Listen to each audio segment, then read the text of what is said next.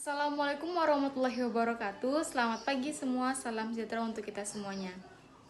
Kami dari kelompok 4 mata kuliah Kesekretariatan kelas ABT 2B Malam akan menjelaskan dan mempresentasikan hasil proyek akhir kami yang berjudul Administrasi dan Kesekretariatan. Kata orang tak kenal maka kata sayang, maka disitu izinkan saya untuk memperkenalkan anggota kelompok saya dan tugas-tugasnya.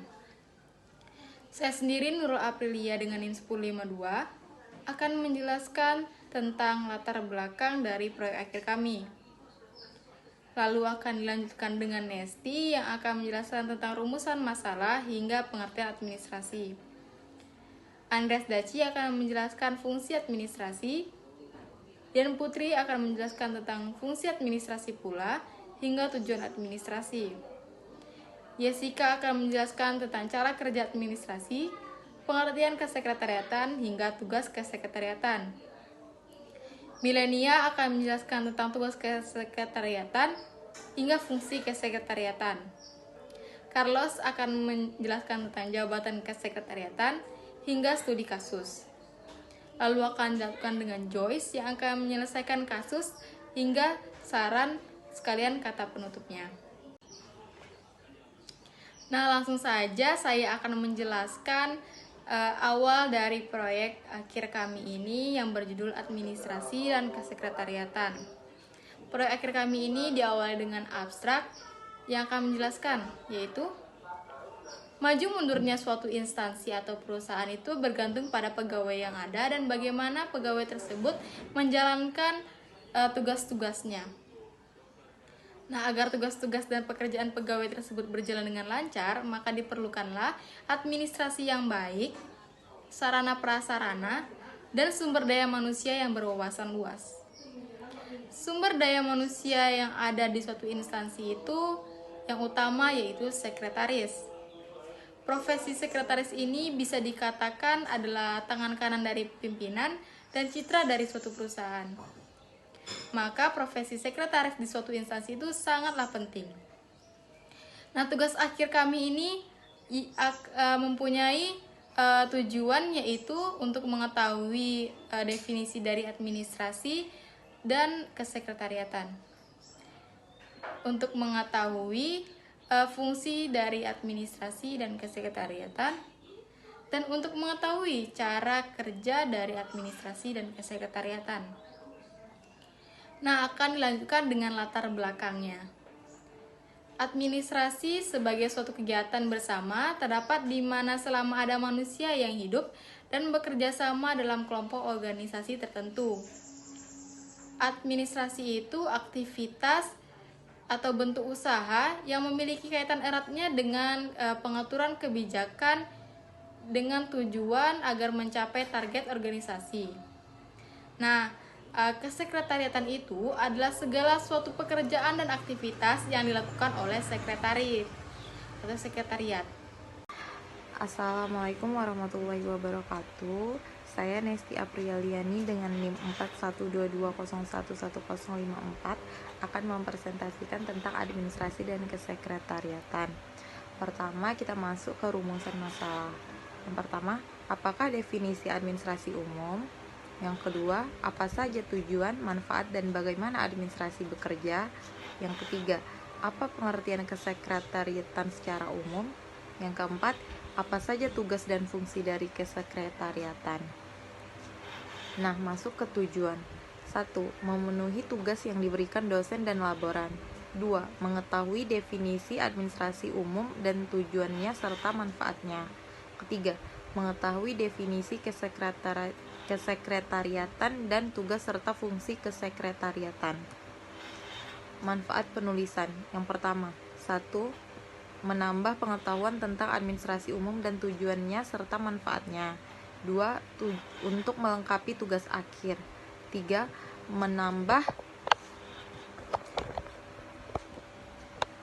Menambah koleksi atau wawasan bagi mahasiswa dalam mengerjakan tugas.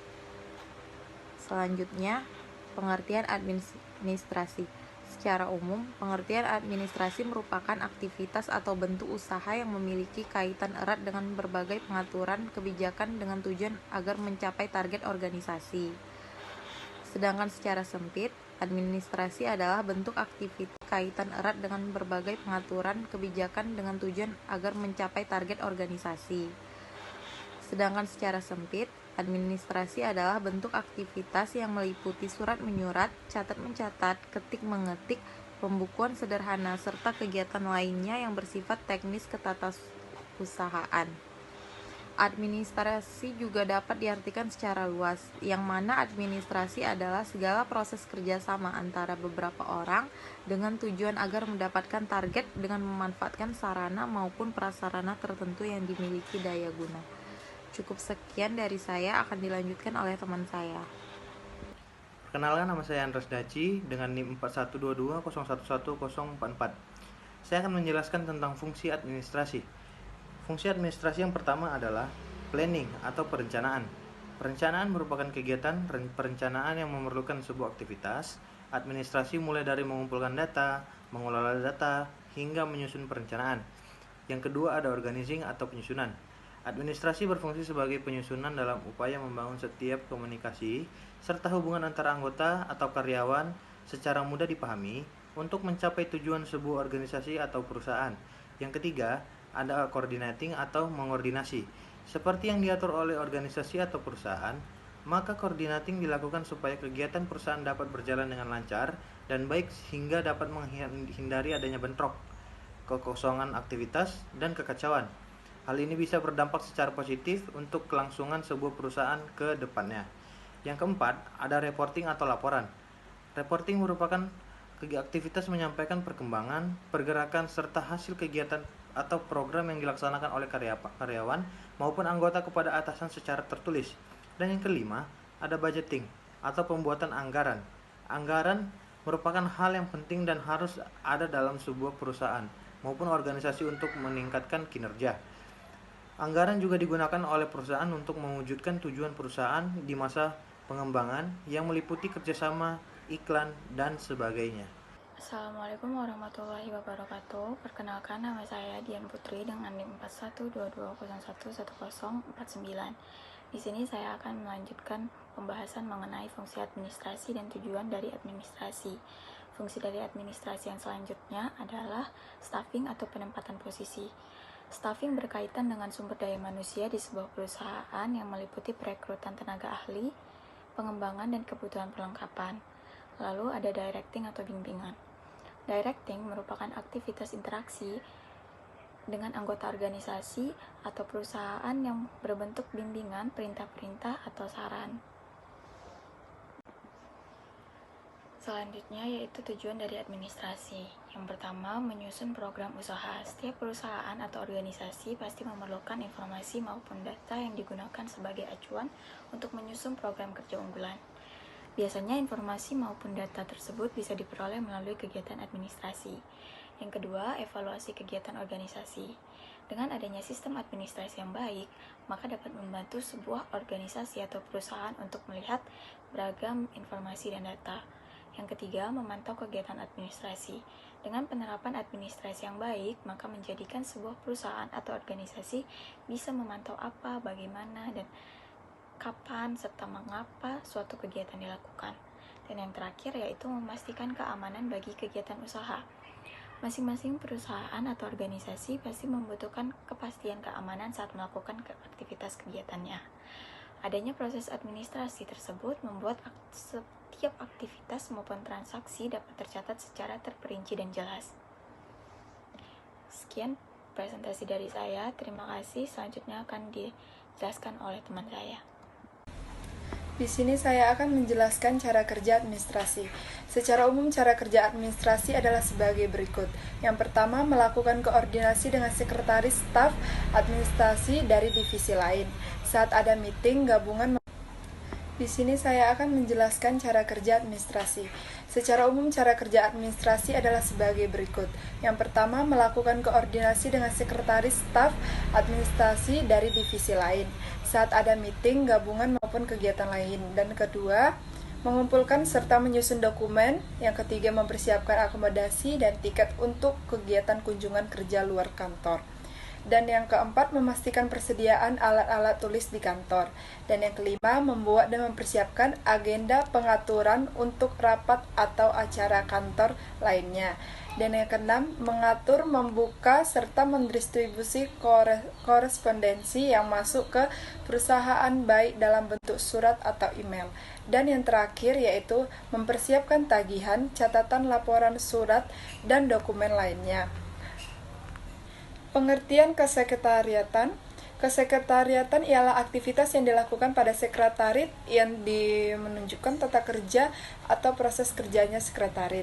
Dengan demikian, kesekretariatan bersifat aktif dan dinamis dalam kegiatan jasa-jasa perkantoran, terutama yang sangat berkaitan dengan proses. Di sini juga ada tugas kesekretariatan. Dan yang pertama, persiapan dan pelaksanaan pekerjaan dari direksi. Yang kedua, penyelenggaraan surat menyurat. Yang ketiga, pengaturan hubungan keluar. Yang keempat, wadah atau tempat pelaksanaan aktivitas atau kegiatan dan suatu organisasi sehingga fungsi aktivitas sekretariat tersebut dapat dilakukan aktif ataupun tidak aktif. Yang ketiga, pengaturan hubungan keluar. Yang keempat, wadah atau tempat pelaksanaan aktivitas atau kegiatan dan suatu organisasi sehingga fungsi aktivitas sekretariat tersebut dapat dilakukan aktif ataupun tidak aktif. Dan yang kelima, persiapan dan penyelenggaraan konversi perusahaan. Dan yang keenam, persiapan dan penghadiran rapat-rapat dari Dewan Pengurus dan rapat umum para pemegang saham. Yang ketujuh, penerapan atau perbaikan tata kerja yang. Dan yang kelima, persiapan dan penyelenggaraan konversi perusahaan. Dan yang keenam, persiapan dan penghadiran rapat-rapat dari Dewan Pengurus dan rapat umum para pemegang saham. Yang ketujuh, penerapan atau perbaikan tata kerja yang ilmiah. Dan kedelapan, penyusunan dokumentasi dan arsip atau penyimpanan warkat berdasarkan abjad perihal nomor, tanggal, wilayah, dan sebagainya. Dan yang terakhir yaitu penganggaran belanja. Terima kasih. Assalamualaikum warahmatullahi wabarakatuh. Nama saya Milenia Atika Dinaki, NIM 4122011039. Baiklah, di sini saya akan melanjutkan penjelasan dari Jessica mengenai tugas kesekretariatan. Yang keenam, ada persiapan dan penghadiran rapat-rapat dari Dewan Pengurus dan rapat umum para pemegang saham. Yang ketujuh, ada penerapan atau perbaikan tata kerja yang ilmiah. Yang kedelapan, ada penyusunan dokumentasi dan arsip atau penyimpanan warkat berdasarkan abjad, perihal, nomor, tanggal, wilayah, dan sebagainya. Dan yang terakhir, ada penganggaran belanja. Selanjutnya, saya akan menjelaskan fungsi dari kesekretariatan, di mana bisa dilihat dari tiga sisi. Yang pertama dari arti sempit, yang kedua dari arti luas, dan yang ketiga dari paling utama. Yang pertama secara arti sempit, fungsinya sebagai adanya orang-orang yang bekerja. Yang kedua, sebagai penerimaan dan pengiriman surat. Yang ketiga, sebagai penerimaan dan pengiriman telepon. Yang keempat, sebagai penyelesaian surat-surat yang berkaitan dengan kegiatan organisasi sehari-hari. Sedangkan menurut arti luas, yang pertama, sebagai mengadakan pencatatan atau recording dari semua kegiatan manajemen yang berkaitan dengan organisasi. Yang kedua, administrasi kesekretariatan sebagai alat pelaksana daripada kegiatan ketatausahaan yang bersifat pelayanan. Yang ketiga, administrasi kesekretariatan sebagai alat komunikasi antar kantor atau antar perusahaan secara perorangan maupun organisasi. Yang keempat, administrasi kesekretariatan sebagai pelaksana pemegang rahasia kantor maupun perusahaan. Dan yang terakhir, administrasi kesekretariatan sebagai pusat dokumentasi atau master file. Sedangkan fungsi kesekretariatan yang paling utama adalah yang pertama, memperlancar lalu lintas dan distribusi informasi ke segala pihak secara internal maupun eksternal. Yang kedua, mengamankan kerahasiaan kantor atau jabatan yang bersangkutan. Yang ketiga, mengatur dan memelihara segala dokumentasi kantor. Demikian penjelasan dari saya. Terima kasih. Wassalamualaikum warahmatullahi wabarakatuh. Perkenalkan, nama saya Carlos Egenta Bangun, NIM 4122 011034. Di sini saya akan menjelaskan tentang jabatan sekretaris dan unit sekretariat beserta studi kasusnya. Pada pokoknya, sekretariat adalah satuan organisasi yang melakukan pekerjaan pelayanan dalam bidang tata usaha.